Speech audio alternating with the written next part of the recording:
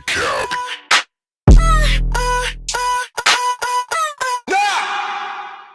I have been using Ableton 11 for over a year. They graced me with an early version and I was testing it for a while. There's just some amazing features in it. I'm gonna just say it. Ableton has literally just killed every other DAW. I wanna go over the features for those of you who don't know. It's in beta, so you can't get it yet. I think it's gonna be out in January 2021. You know, FL is dope, Pro Tools, Studio One, but Ableton is goated right now. The first feature is comping. What you have to do is loop record. It works both in audio and MIDI.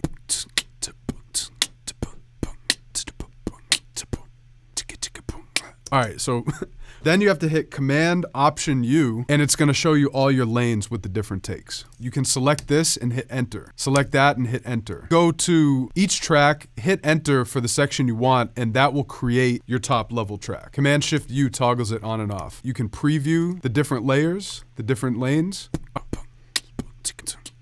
You can take this selector and you can drag over to select your parts. So that's comping. Amazing, game changing. We've been needing this forever in Ableton. We now have Mpe support. This is the Rolly Seaboard Rise. It's a wireless keyboard. You have tons of control over your sounds. This works by default with Ableton because Ableton has Mpe support. With this, you can add vibrato to a sound. You can do pitch glides on the keyboard, but this is the game changer for you guys who draw in your stuff. I'm just gonna show you on a MIDI file what you can do. If I add a MIDI note, like say a chord, if I click on this tab and look at my notes, I can individually edit the pitch of that note. You can have two separate notes gliding in different directions. This is just one step closer towards Ableton allowing us to make our instruments sound that much more natural. You can edit pressure. They added it to simpler, sampler, and wavetable. Those of you who use Ableton, you know when you hit B, you can draw in on the piano roll. That's the same, but check this out. You can draw it in by pitch. Before, it used to just lock to one row. So that's dope for creating hi-hats. If you hold down Option, it will lock to the one row. And then as you draw it, you can edit the velocity. A lot of instruments and everything, they have Mpe support. Those will work too. Now we have linked track editing. If I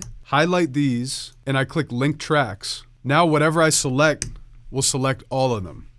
And I can do things like create fades on the link tracks. In the piano roll, we have keys and scales. So if you go all the way to the left, you can select your scale. Let's do A minor. Now you can see the scale is gonna be highlighted in whatever color the track is. You can also click scale and it will fold it. So everything you play is gonna be in key. And you can still fold the notes regularly by scale or just by whatever note is in the piano roll. Finally, that's right.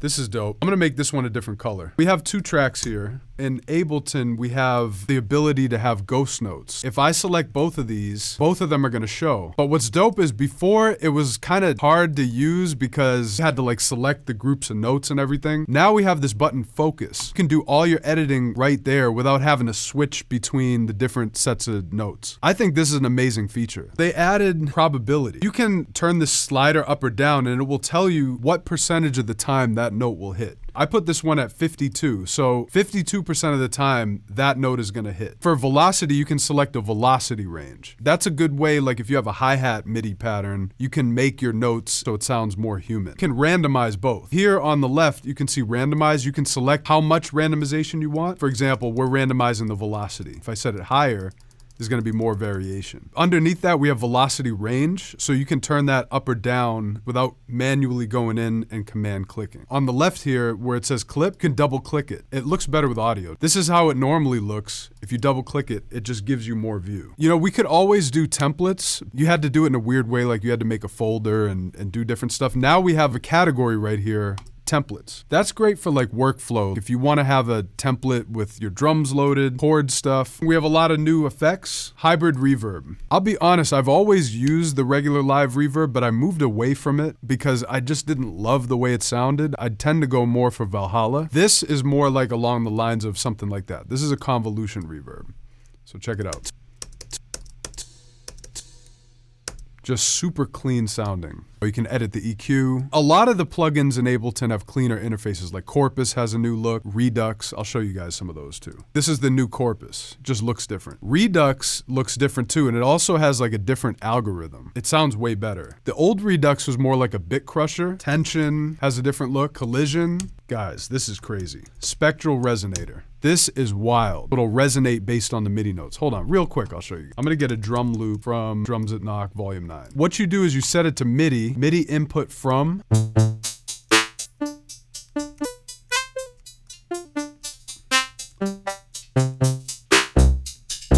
As I play notes, it's gonna play the notes I hit on the keyboard. It's just a great way to get crazy, weird effects.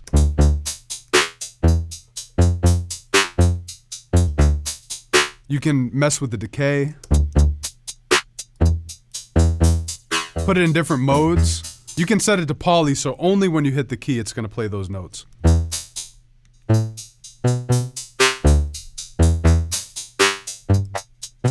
Play with the transpose, whatever. If you click this button on the right, you have your CPU meter. So say you have a 20 core computer, only one core is assigned per track in Ableton. If you have a 2 gigahertz system, but 20 cores, that's not the best system for Ableton because your CPU is gonna max out quicker than if you have like a 3.0 8-core system, for example. We're not even close to maxing it out, but as there's more stuff per track, this meter starts maxing out. And then on the top right, where the CPU percentage is, now we have average and current. If our computer's starting to crap out, you can tell what track you need to take some plugins off or freeze or whatever. Super helpful. If you hit Command Option F, fades, crossfades.